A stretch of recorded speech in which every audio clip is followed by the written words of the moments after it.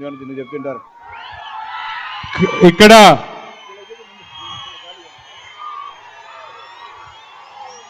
మీరు దయచేసి అర్థం చేసుకొని మీడియా వాళ్ళని వాళ్ళ పని వాళ్ళు చేయనిస్తే దయచేసి వాళ్ళు కొంచెం ప్లేస్ ఇచ్చి వెనక్కి పోవాల్సిందిగా కోరుకుంటున్నా.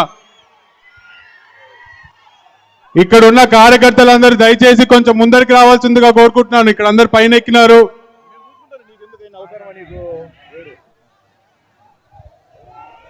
రోడ్డు మీద ఉన్న జనాలు కూడా దయచేసి లోపలికి రావాల్సిందిగా కోరుకుంటున్నాను. చంద్రబాబు నాయుడు గారు బయలుదేరుతున్నారు ఇంకొక నిమిషంలో.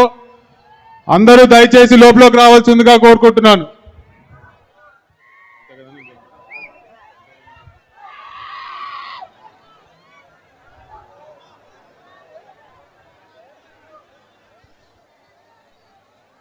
యువ నాయకులు భూమా విఖ్యాత్ రెడ్డి గారిని ప్రసంగించవలసిందిగా ఆహ్వానిస్తాను.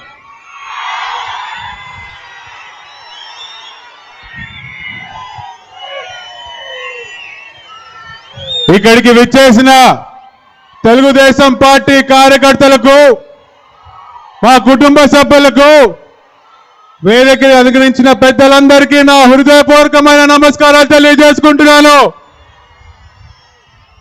నిజంగా మీ అందరి ఉత్సాహం చూస్తుంటే ఇది చంద్రబాబు నాయుడు గారు ఎన్నికల బయటిని ముగించినట్టు ఆరంభించడానికి వచ్చినట్లేదు. ఇది చంద్రబాబు నాయుడు గారి ముఖ్యమంత్రిగా ఆయన ప్రమాణ స్వీకారం చేయడానికి వచ్చినట్టుగా మీ అందరి ఉత్సాహం నాకు కనిపిస్తుంది. ఇంకెన్నో రోజులు లేదు, 2 నెలలు. ఈరోజు నిజంగా ముఖ్యంగా నేను యువత గురించి మాట్లాడదాం అనుకుంటున్నాను. ఎంతో మంది యువత ఈరోజు తరలి వచ్చినారు. మన మీద అభిమానంతో కొంతమంది వస్తే ఈ ప్రభుత్వ తాలూకు వైఫల్యం చూసి ఎంతో మంది వచ్చినారు. ఎన్నికల ముందు చూసినప్పుడు ప్రతి ఒక్క యువకుడు జగన్మోహన్ రెడ్డి గారి వెంట తిరిగినాడు. నిజంగా యువకులకి న్యాయం చేస్తారని నమ్మి యువత అంతా ఆ రోజు 2019లో జగన్మోహన్ రెడ్డి గారికి సపోర్ట్ చేయడం జరిగింది. కానీ ఈరోజు ఏం చేస్తాడు? మనకి మాట తప్పి వెన్ను చూపించి ఈరోజు యువతకి ఒక మొండి చేయి చూపించడం జరిగింది. ఈరోజు మొదటిగా మనం చూసుకుంటే ఫీజు రియంబర్స్మెంట్ అనేది కట్ చేసి ఎంతో మంది యువతలకి చదువులు కొట్టినాడు. ఉద్యోగాలు లేక ఎంతో మంది యువత పొట్టలు కొట్టినాడు. ఈరోజు ఫీజు రియంబర్స్మెంట్ కట్ చేసినప్పుడు కాలేజీలలో మీకు చదువు చెప్పలేమని చెప్పి పంపిస్తుంటే అప్పో సొప్పో చేసి వాడు నిజంగా ఉద్యోగం కనుక చదివి డిగ్రీ కంప్లీట్ చేసి వాడు బయటికి వస్తే ఉద్యోగాలు లేని పరిస్థితి. ఏందిరా ఈ కర్మ అని ప్రశ్నిస్తే ఈరోజు యువత మీద కేసులు. ఇక్కడ ఉన్న వాళ్ళ ఎంతమంది యువకుల మీద కేసు పడినాయి ఒక్కసారి చేతులు ఎత్తండి. ఎంతమంది మీద కేసులు పడినాయి? ఈరోజు మళ్ళీ రేపొద్దున చంద్రబాబు నాయుడు గారు అధికారంలోకి వస్తారు. ఖచ్చితంగా పడిన ప్రతి అక్రమ కేసుకి ఖచ్చితంగా చంద్రబాబు నాయుడు గారు జవాబు చెప్తారని కూడా తెలియజేసుకుంటున్నాను. ఈరోజు గంజాయి ఎక్కడ చూసినా ఉద్యోగాలు ఇలేదేమో కానీ, చదువు ఇలేదేమో కానీ, గంజాయి మాత్రం ఖచ్చితంగా ప్రతి ఊరికి ఎప్పటికప్పుడు సప్లై అవుతుంది. అవునా కాదా? అవునా కాదా? ఈరోజు యువత మీద కేసులు అన్నప్పుడు నాకు ఒకటి గుర్తొస్తుంది. నంద్యాలలో చిన్నబాబు అనే ఒక యువకుడు వైసీపీ కార్యకర్తలు దొంగతనం చేసి కేసులు మాఫీ చేయమని ఎస్ఐకి చెప్తే ఆ ఎస్ఐ ఏమీ తెలియని అమాయకుడైన ఒక చిన్నబాబుని పోలీస్ స్టేషన్కి తీసుకొచ్చి దారుణంగా కొట్టి 2 రోజులు చేయని తప్పు ఒప్పుకోమని చెప్పి ఆయన మీద ప్రెషర్ పెట్టడం జరిగింది. ఆ యువకుడు ఏం చేసినాడు? చేయని తప్పు నేను ఎట్లా ఒప్పుకుంటా అని చెప్పి పొద్దున్న లేచి ఒక వీడియో తీసి ట్రైన్ కింద పడి ఆత్మహత్య చేసుకొని చనిపోయినాడు. ఈరోజు ఇలా మళ్ళీ చనిపోయిన తర్వాత అబ్బాయి మీద కేసు ఏమని చెప్పి క్లోజ్ చేస్తారు తెలుసా? గంజాయి కొట్టి ఏం చేయాలో అర్థం కాక ట్రైన్ కింద పడినాడని చెప్పి పోలీసులు రిపోర్ట్ ఇచ్చినారు. నేను అదే పోలీసులను అడుగుతున్నా, గంజాయి సప్లై చేస్తుంటే మీరు గాజులు కాస్తున్నారా? మీరు ఏం చేస్తున్నారు? గంజాయి రాష్ట్రానికి ఎలా వస్తుంది? ఇలా దారి తప్పే యువకులు ఎన్నో సమస్యలు యువకుల మీద నెట్టబడుతున్నాయి.